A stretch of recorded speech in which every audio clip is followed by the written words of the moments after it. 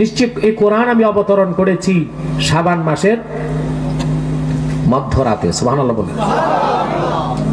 15 শাবান রাতে, 15 শাবান রাতে, অর্থাৎ 14 শাবান দিবাগত রাত। 14 শাবান তো কোরআন নাজিল হয়েছে লাইলাতুল বারাতে, ঠিক কি না? এই জন্য এই রাতের মর্যাদা এত বেশি।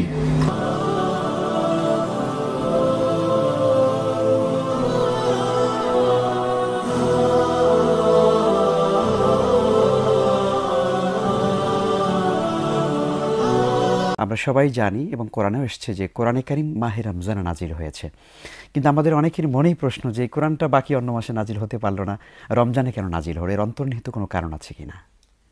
জি, এটি তো আল্লাহ বলেছেন, শাহরু রমাদান আল্লাযী উনজিলা ফীহিল কোরআন। রমাদানের পরিচয় দিতে গিয়ে আল্লাহ তাআলা কোরআনকে নিয়ে এসেছেন যে এটা সেই মাস যে মাসে কোরআন নাজিল করা হয়েছে।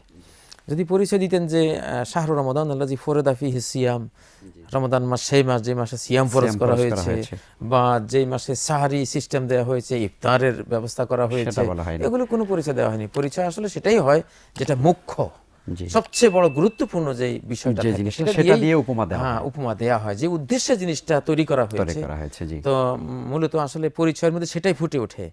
তো এভাবে পরিচয় দেওয়া থেকে আমরা বুঝতে পারছি যে আসলে কোরআন বুঝবার, গবেষণা করবার, কোরআনিক একটি বিশ্ব গড়বার মানুষেই মূলত রমাদান মাসটাকে নিয়ে আসা হয়েছে। এই পরিকল্পনাই রয়েছে সৃষ্টিকর্তা আল্লাহ রাব্বুল আলামিনের রমাদানের পেছনে। শাহরু রমাদান আল্লাযী উনজিলা ফীহিল কোরআন।